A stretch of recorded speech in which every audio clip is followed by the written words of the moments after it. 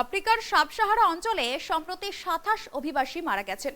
তাদেরকে তিউনিসিয়া থেকে লিবিয়ার সীমান্তের দিকে তাড়িয়ে নিয়ে যাওয়া হচ্ছিল বলে জানা গিয়েছে লিবিয়ার সীমান্তরক্ষীরা উত্তর সীমান্তের দক্ষিণে একটি বিস্তীর্ণ অঞ্চলে মৃতদেহগুলিকে খুঁজে পাওয়া গিয়েছে। সেখানে 40 ডিগ্রি সেলসিয়াস তাপমাত্রার সঙ্গে অত্যন্ত গরম আবহাওয়া। অভিবাসীরা জানিয়েছেন জল, খাবার, আশ্রয় ছাড়াই তাদেরকে টানা কয়েকদিন হাঁটতে বাধ্য করা হয়েছিল। শরণার্থী অভিবাসীদের তীব্র গরমের মধ্যেই শহর বা গ্রাম থেকে দূরে একটি প্রান্তরে বিতাড়িত করেছে তিউনিসিয়া। এমনই অভিযোগ করেছেন লিবিয়ার সীমান্তরক্ষী বাহিনী এবং অধিকার গোষ্ঠীগুলি।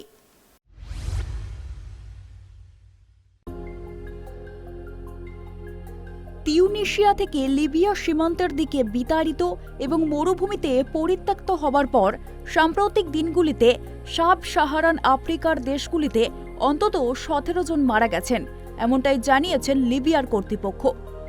বুধবার লিবিয়ার শহর মিজরাতা থেকে ট্রেইনা বলেছেন, লিবিয়ার সীমান্তরক্ষীরা মরুভূমিতে উত্তর ক্রসিংয়ের দক্ষিণে বিস্তীর্ণ অঞ্চলে এইসব মৃতদেহ খুঁজে পেয়েছে।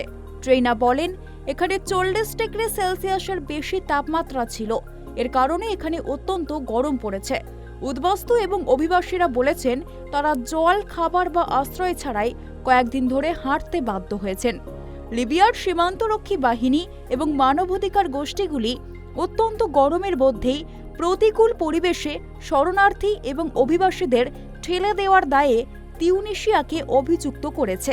এছাড়াও তিউনিসিয়ার এই পদক্ষেপকে সম্মিলিত বহিষ্কার হিসাবে আখ্যায়িত করেছেন হিউম্যান রাইটস ওয়াচ।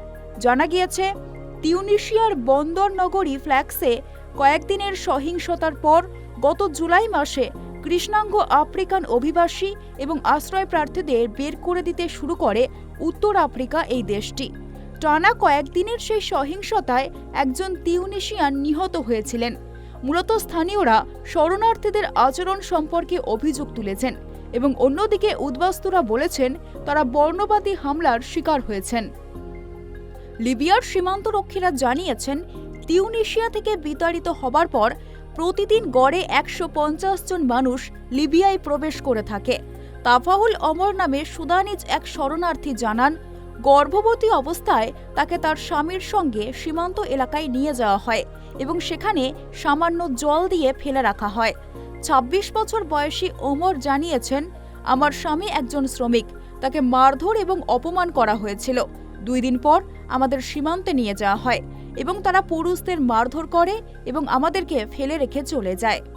পরে লিবিয়ান কর্তৃপক্ষের হাতে উদ্ধার হওয়ার আগে তিনি কড়া রোদের মধ্যে কয়েক ঘন্টা হেঁটেছিলেন বলে জানান। লিবিয়ার সীমান্তরক্ষী আলী জানান, বিস্তীর্ণ মরুভূমিতে লোকেদের খুঁজে পাওয়া প্রায়শই কঠিন কাজ।